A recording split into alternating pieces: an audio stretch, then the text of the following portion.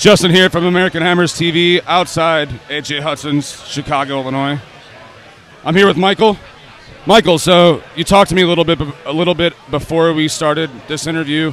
You're a big Sebastian Haller fan, or a big Frankfurt fan, big Haller fan. Tell us about that.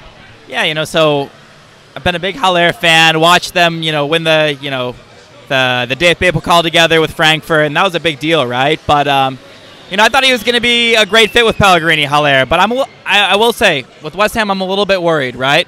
Why is that? Adi Hutter and Pellegrini have a similar style, but at the same time, the first game we saw together, Haller wasn't getting touches. He wasn't getting his foot on the ball, and I think that's very concerning for the offensive potential of West Ham. Yeah, I do see your concern. I do also think that it was against City as well. Yeah.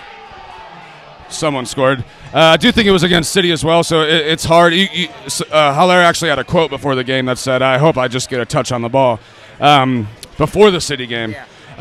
It will be a little different. The Premier League is a little different. I am interested to see how he adapts to it. I do think he does have the physical playing style for the Premier League. But overall, in the match, let's go to the Brighton match. What did you think about the match? My buddy was saying it was Brexit football at the end of the day, right? I mean, I've never heard that term before. It was gritty. It was tough. Nobody was really super happy with the outcome, and I think that was kind of how we'd look at it.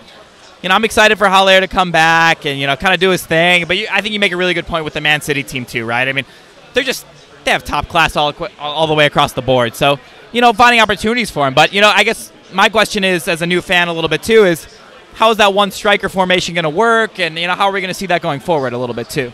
Yeah, that's a good point. I think Pellegrini's used the one striker pretty much his entire time here, so I think he's going to stick to that formation.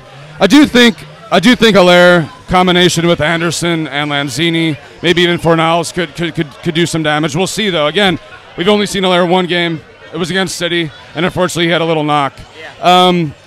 So are you here to stay? Are you a West Ham fan to stay? I'm locked in.